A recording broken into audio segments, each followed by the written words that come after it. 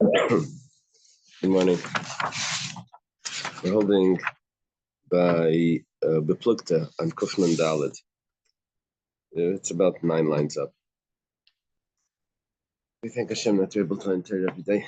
It's close about learning. We should have to miss Midrash immediately.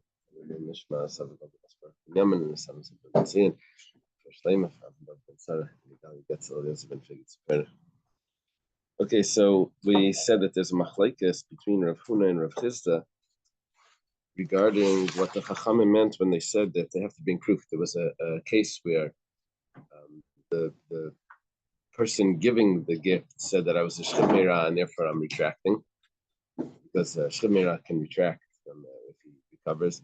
And the recipient of the gift said, no, you were a bari. So Chacham said you have to bring proof. So who has to bring proof? The recipient has to bring the proof. What proof? So this machlekes Rav Huna said that the proof was, well, you bring witnesses.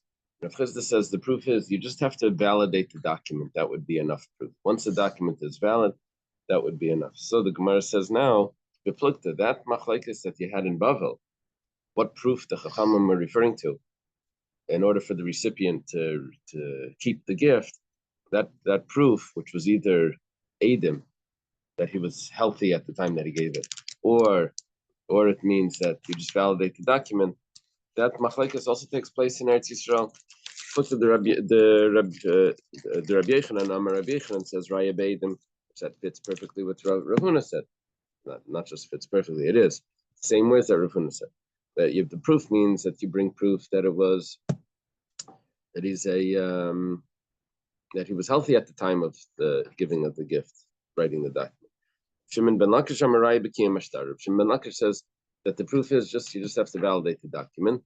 Once the document is valid, then no one can say anything about it, claiming at the time that you wrote the document, you weren't. You can't adjust anything about the document. Shimon ben Lakish. Very often, he's usually called Rish Lakish. It's the same person. No.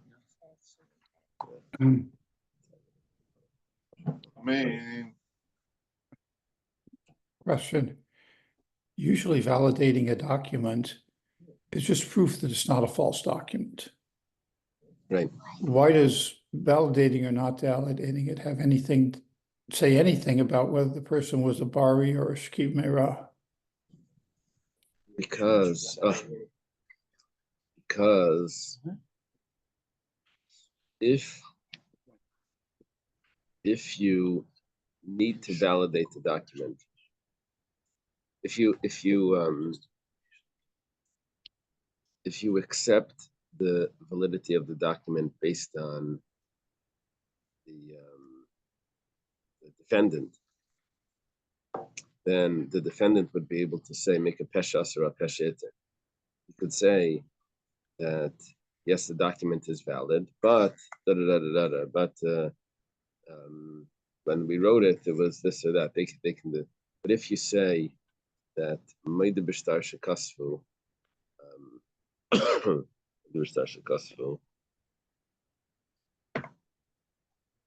Tarich Lakaimai. Yeah, once it's validated, then they can't claim anything about the document.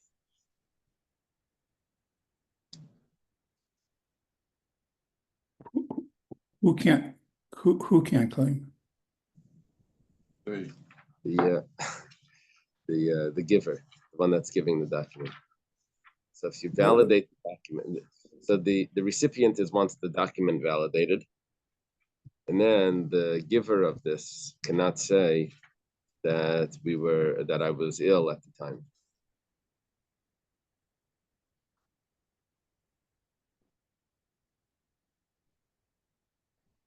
Yeah.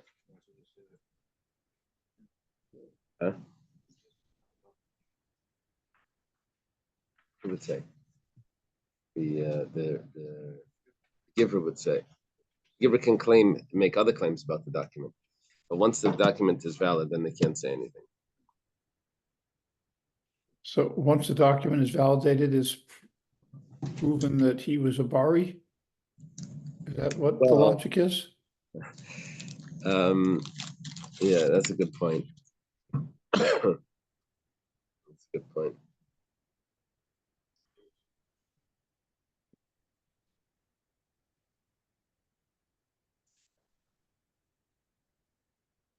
I think what it's going to prove that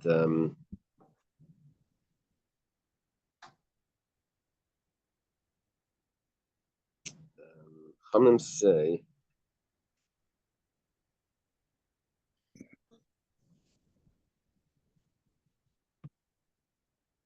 that, well, it's going to be Aslin and Basar Hashta, and right now he's a Bari.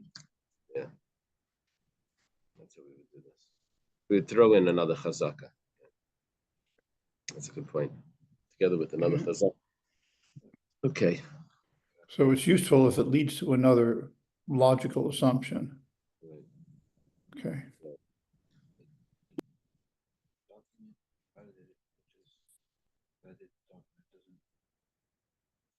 It doesn't say if he was healthy or sick. That was Naftali's question. So there's one other detail here, and that is that there's a chazaka that he was healthy. That since he's healthy now, he's probably healthy then. The only thing is he can change that if the document is invalid, is not valid, and he's the one that's making it valid. He can say yes, it's valid, but I was sick. But because we validated the document, he can't say that anymore. Okay. So Reb Shimon ben Lakish, Rabbi Kimishtar. Esri Rabbi Yechanan Reb Shimon Lakish. Rabbi Yechanan asked Reb Shimon ben Lakish the following question. Maisa b'Bnei Brak. There's a story in the city of Bnei Brak. That there was a person that sold his father's property. One of the brothers sold some of the estate. Now, Umeis, and then that brother died. Now, someone's it's a discussion. It goes back and forth. Who's in the field? Who has the property now?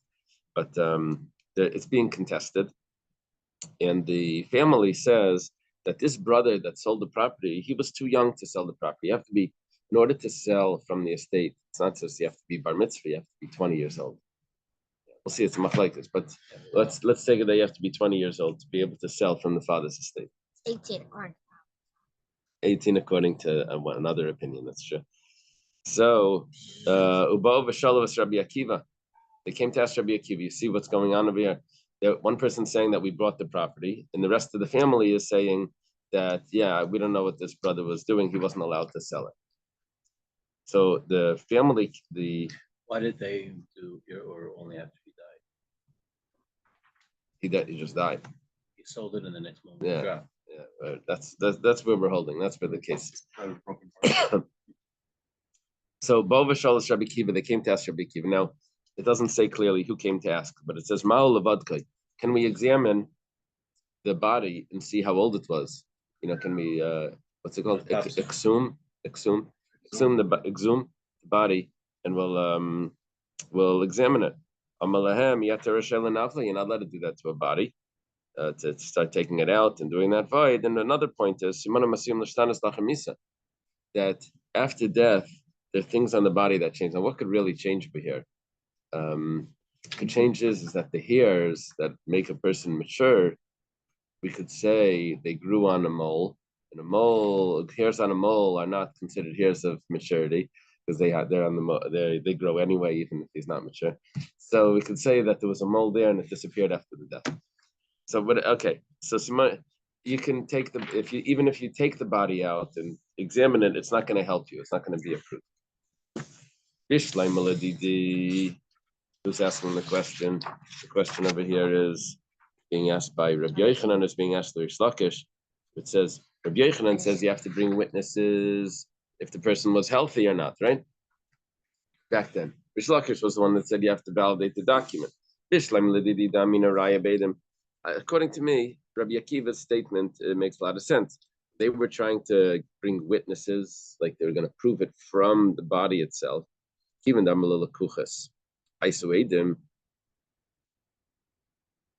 told the purchasers, bring proof.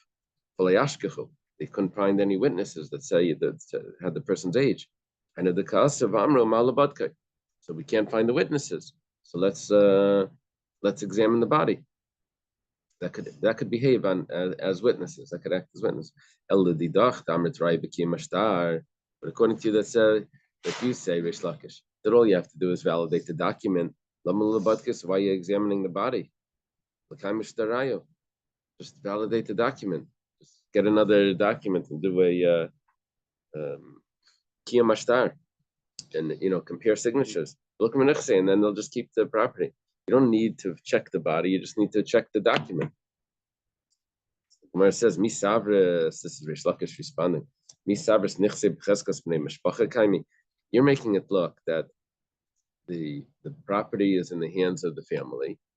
They're trying to get the property. The opposite. And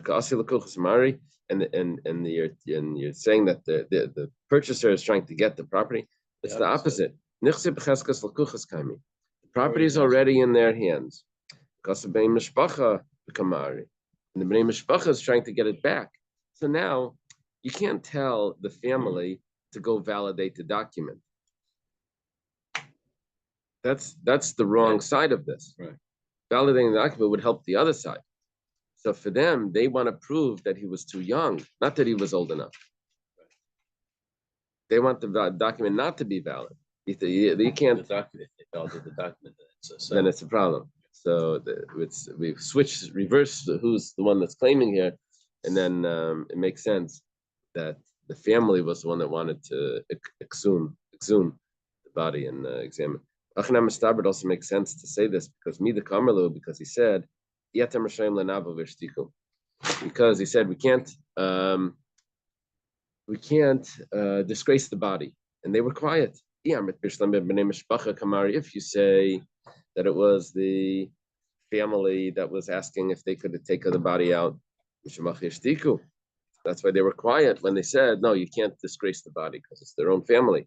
But if it's the purchaser, the purchaser was coming and saying, let's take the body out and let's check and see if it was mature. Why were they quiet when they said, oh, you can't disgrace the body? What do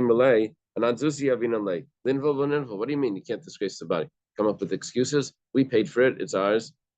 We should be entitled to examine the body to get the property. Says that's not a very strong support. That doesn't prove who was claiming because they were quiet after this. Because there's two parts to this claim. There's two parts to Rabbi Akiva's comment. First of all, it could be that really it was the purchasers that were saying, let's exhume the body and examine. First of all, Rabbi Akiva says that's not appropriate to do. When you're going to say that we paid money, we have the rights to disgrace the body because in order that we get our what's owed to us, he then responded that it's not going to help anyway. So that it's not two independent ones.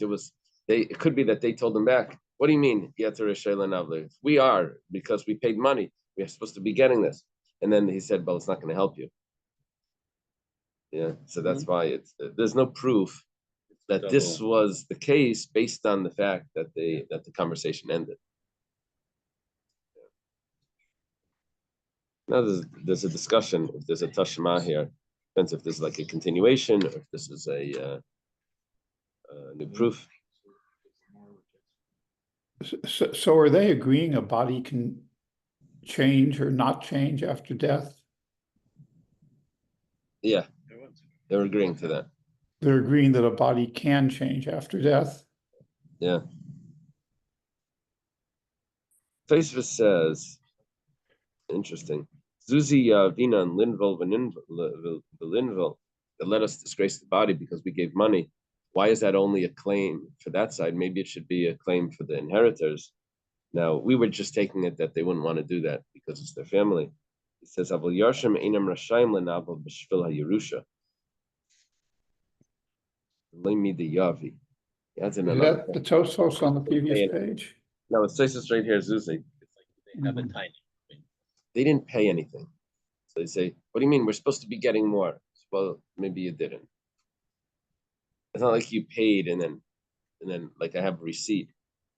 you're just asking for more. That for that, not necessarily do we disgrace the body, and also they're not going to disgrace the body. It says because they're relatives. They don't want to do.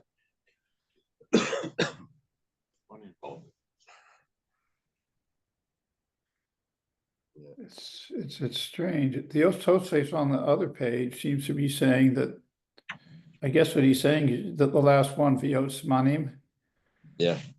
it seems to be saying that the body could grow 2 hairs after death. I think that's what it says. But what Rabbi Natan says that it could be that there's different types of hairs. That while he was alive, the hairs looked like like what's peach fuzz, they were these very thin hairs, and afterwards it looked different. That wouldn't be a good sign. Skin dries, so Taisa says the guma, the mole. Taisa says the moles. The moles. Sorry. we looked it up once because there's this myth that the hair and the nails keep growing after. Oh yeah. It was fake. Yeah. It's just that the skin recedes. Yeah. Dr. Stein told us that when they say that they're growing hair after they die, the hair looks longer. It's because the skin recedes.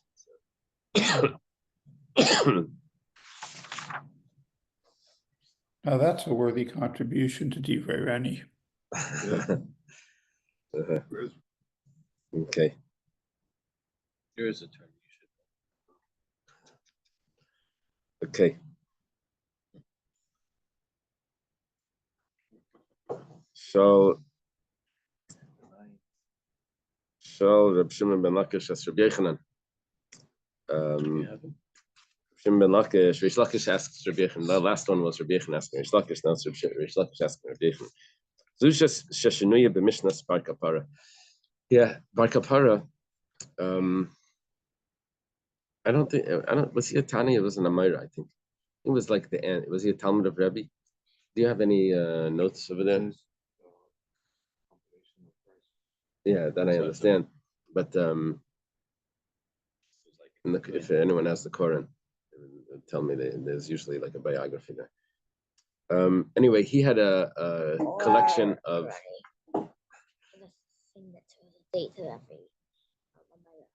Yeah.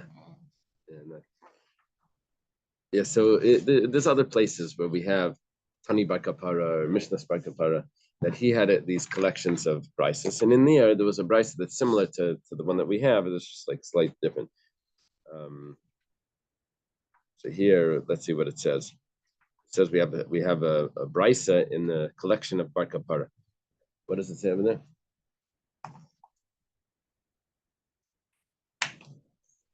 Bar Kapara is one of the sages of Eretz Yisrael in the transitional generation between the Tanaim and Amoraim. His first name is unknown, although some say it was Shimon. He was one of the more important students of Rabbi Yehuda Anasi. He's a colleague of Rabbi Chia. He assembled a unique collection of brises known as Mishnah of Bar Kapara. These brises are usually introduced with the words Bar Kapara Torah. His halachic statements are mentioned many times in the Talmud. His agadic statements acquisition appear in both the Babylonian and Jerusalem Talmud. Yeah. So was he a Talmud? He's in the middle. He's a student of Rebbe, so you end up in the middle over there. After Rebbe, you're basically an Amira. Right. So, okay. So it's taught in the Mishnah Bar Kapara. Harisha Eichel Sade Uba. There was a person that was living in a field. He was using a field. It was understood that it was his field. Assumed that it was his field. Someone comes up and says, "Hey, that's my field." The guy actually takes out a document. The shtar says, "You sold me the field; it's mine." And the contestant takes out a document, or you gave it to me and it's mine. Imamar, if he says any makir b'stars, took it out. The one who's in the field, the one who came out. No, the one that comes by takes out the document. If the person that's in the field says any makir b'stars mi'olam, I don't know this document. I never saw this document. Well, then you just validate the document, and then you have a document, a valid document. It's finished. Case is over. Imamar, if the person says, not that I don't recognize the document, He says, "Shtar pasim huzeh, shtar amana shemacharti lach, v'lein asat li damin." So he has other claims. He says, "Shtar pasim." Shtar pasim is, like people that they need to get a passport. So to get it expedited or something, you need a plane ticket. So the travel agent makes you a plane ticket. You're not really going anywhere. They just make you a plane ticket, and you'd use it just for the passport agents. Anyway, a shtar pasim is a document where if you need to get a loan, people will only give you a loan if you have money, property, and this and that. So someone writes you a document that you own their field. It's not. Of course, you're not supposed to take that afterwards and get the field. They wrote it to you so you could get the loan or whatever. So shtar pasim is this like fake document. Like, I trusted you to use this for your needs, and now you're coming and claiming the field from me. So that's his claim. bad. Or shtar amana, or maybe he's telling him that I gave you this. I was selling you this field. We wrote a document, and you were going to pay me, but you never paid me, so the field's not yours. Or if it is yours, pay me for it. So shtar amana means I trusted. I gave it to you with the trust that you were going to pay for it. So it's not that he's saying that this document is not real. He's saying, yeah, we wrote the document, but you should know that there's a detail here that's very significant. So if there's witnesses that say that the document is good, then the witnesses will tell us that the document's good, and that's it, finished. You can't claim. Sorry? Good. If there's Eidim, then it's a shtar pasim. Then whatever they say. But if not, you have to go according to the star. The star is a good star. Oh, I thought. Clear, that's what it means, no? If there's witnesses that say, yeah, okay, you're gonna have to say that. If there's witnesses that say that it's not good, that it was a shtar pasim, then we can change from what the shtar. Very good. Imlav, if you don't have witnesses, then halach achar shtar, then you have to follow the document. And now, okay, so 1 second. So what this is telling me is that the document is considered valid. Lema Reb Meir, how the document get valid? Must be Reb Meir. We had a whole discussion before.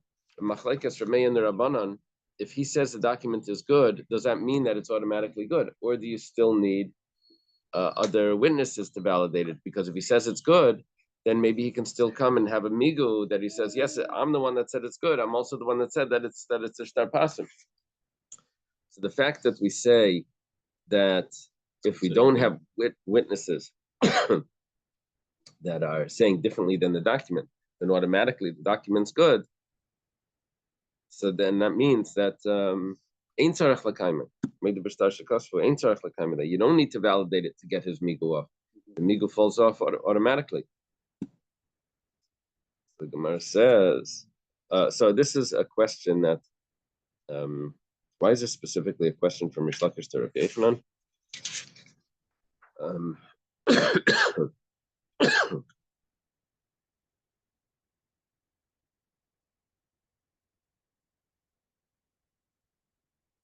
Really,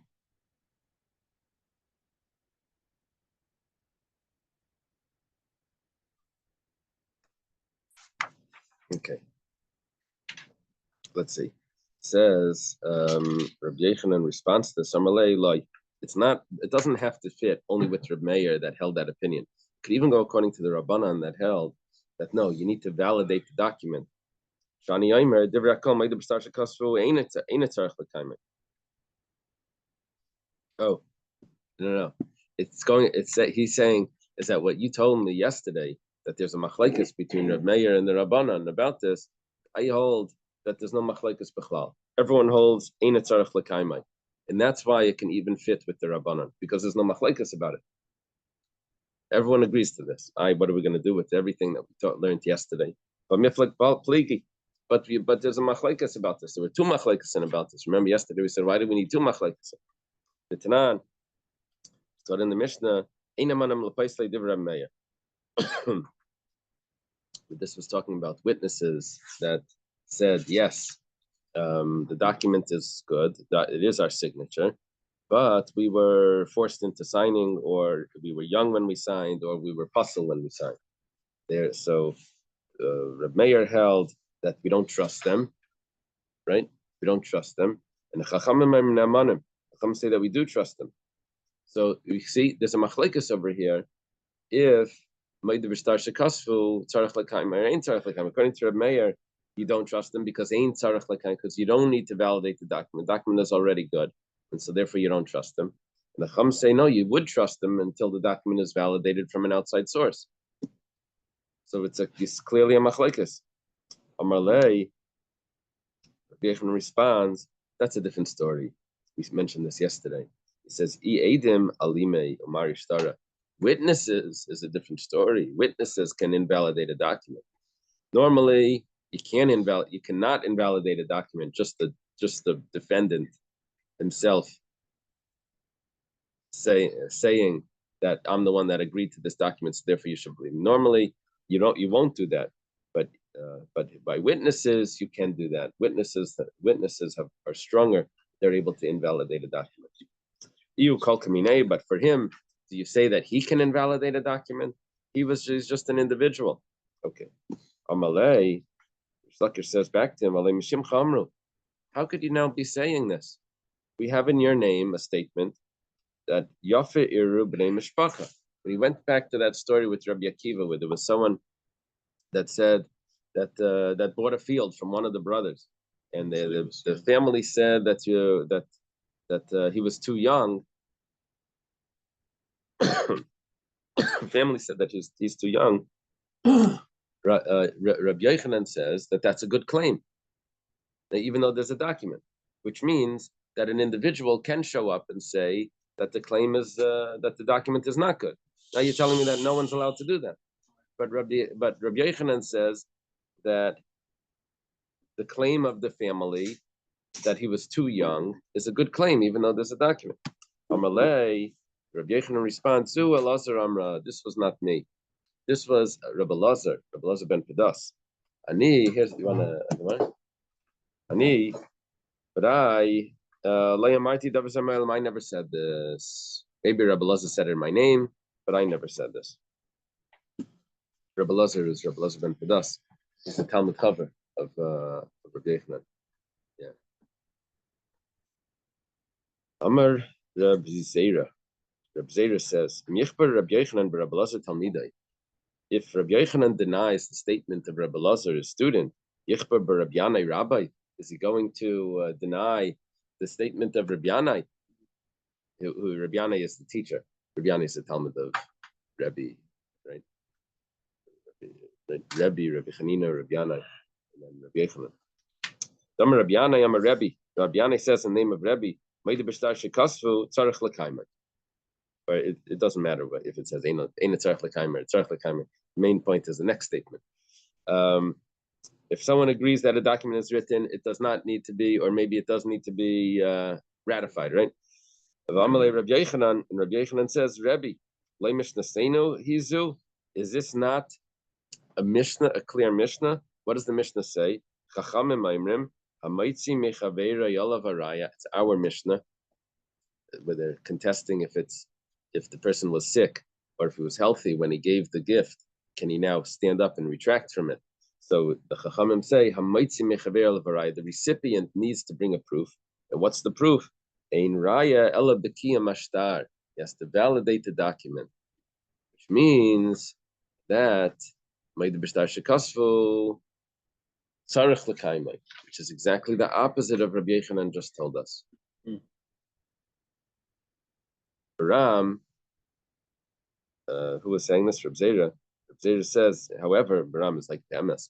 In truth, it's not such a kasha, because Nirin Dib Rabbeinu Yosef, the words of Rabbeinu Yosef are more clear, are more seemingly better. Dam Rabbi Yosef, Am Rabbi Yudam Shmuel, Zu Divrei Chachamim. This is what the Chachamim say. In other words, what he's doing now is he's switching the opinions of what we said before of Ne'amanim L'Paislei.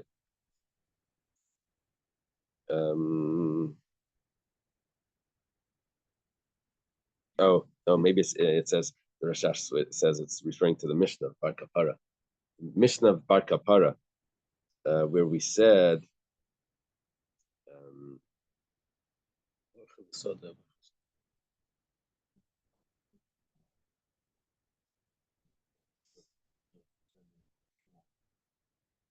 Yeah, Rabbi Yehuda in the name of Shmuel. That goes on. It says, "This is the words of the sages." Now we say this. What are you referring to? What does it say there?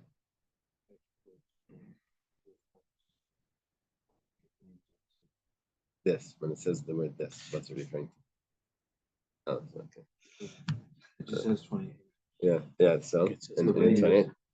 What does it say? 28. What do you say? That what? It also refers to the initial case where the government fails to agree whether it's a sick bed or. Oh, back to our Mishnah. Okay, back to our Mishnah. That the Mishnah that says that in the Mishnah that we learned that if there was someone that was giving a gift, you don't quote the Rashash there. Okay, the someone was giving a gift, and then they're contesting if it was. They're saying that you gave it healthy. He's saying that he gave it when he was sick, and now he's healthy, so he wants to get it back. So Reb Meir said that he has to bring a proof that he was sick. The Chachamim say that he's the one that has to bring the proof that he was sick. The Chachamim say that no, the recipients need to bring the proof that he's healthy. Right? The what's happening now is that Rabbi Yehuda is saying in the name of Shmuel that you have to switch that opinion.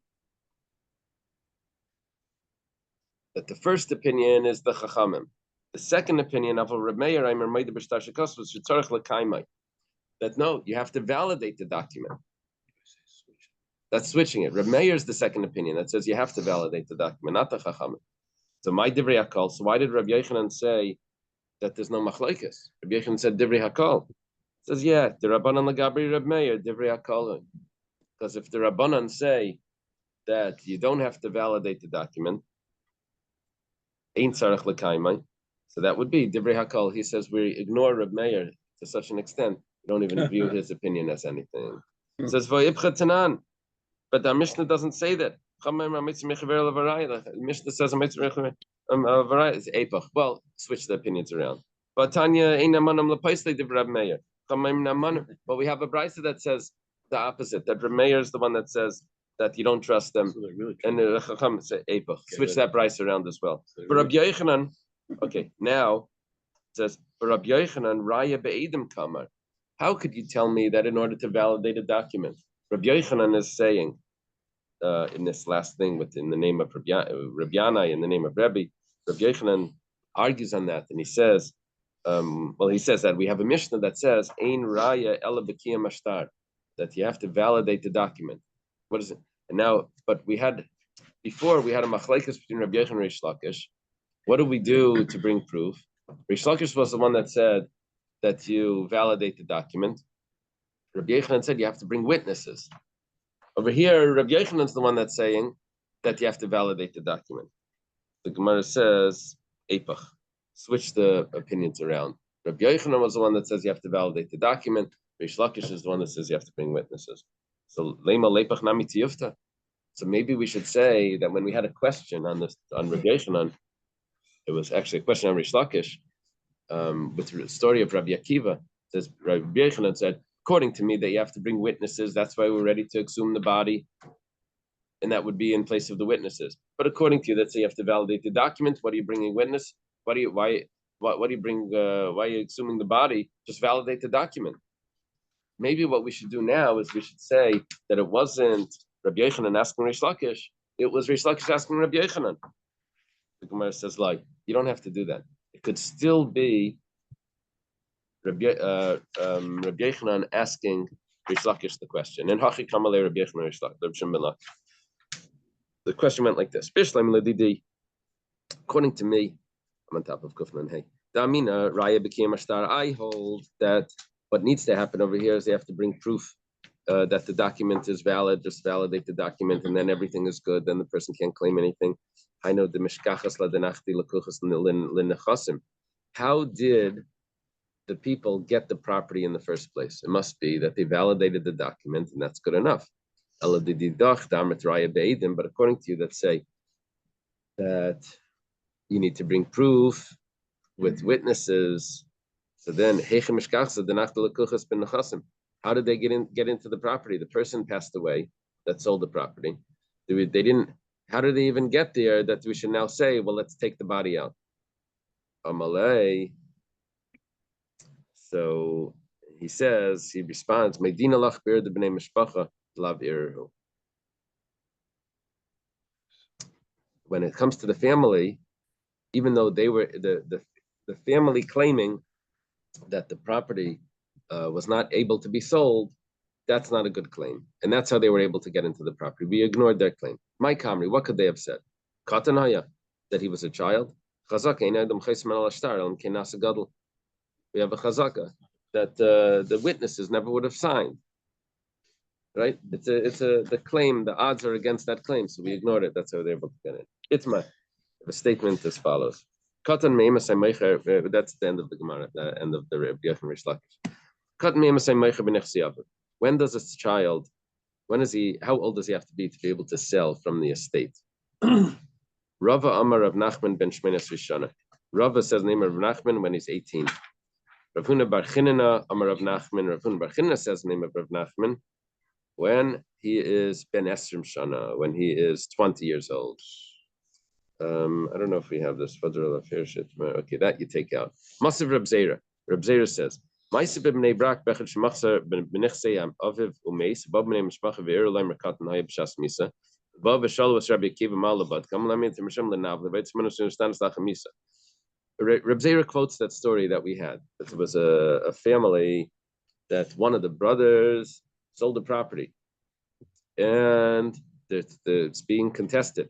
They're saying that he wasn't able to sell because he was too young. And now they end up in Rabbi Akiva, and they're saying, let's take the body out, exhume the body, and let's see if he was old enough. It says,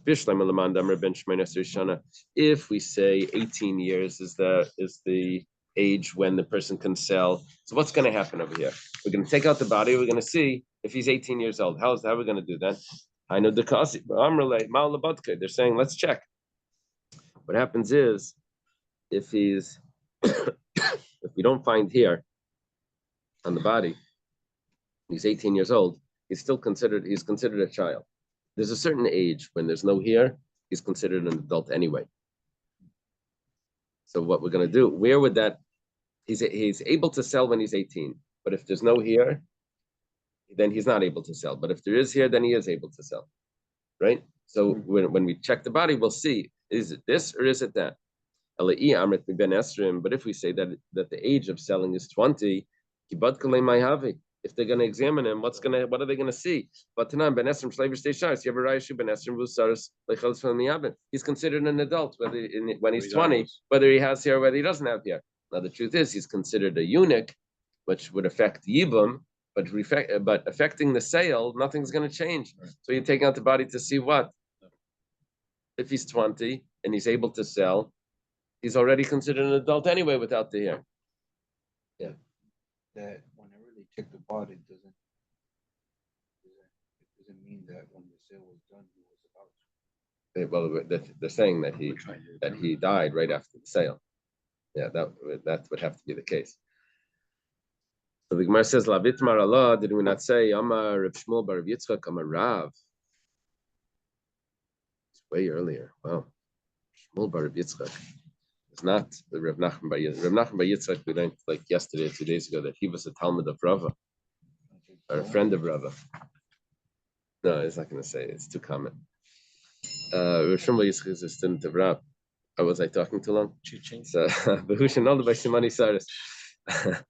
But the Reb Shmuel bar Yitzchak says that's only if there was Simani Saris, that there's signs that he was a eunuch. Then he's considered an adult, not if he's not. In other words, there's one more detail in there. Amar Rava, Dekanami Diktani Saris. It says over there that he is a Saris. That means that he has to have the signs of a Saris of a eunuch. I don't know exactly what those signs are, but yeah. Some people don't have it. Yeah. So Shema Mina, we see from this. The Gemara asks, if he doesn't have signs of a eunuch, how old does he have to be considered an adult? Then until the majority of his life. How do you know the majority of life? We say 70. Life, so 36 would be already majority. When such a case would come to Reb Chia, if he was skinny, I'm a little livery. They say fatten him up because that could change if he's a eunuch. Yivri, if he's fat and healthy, I'm a little lichrush. They said skinny, make him skinny. Rice cakes.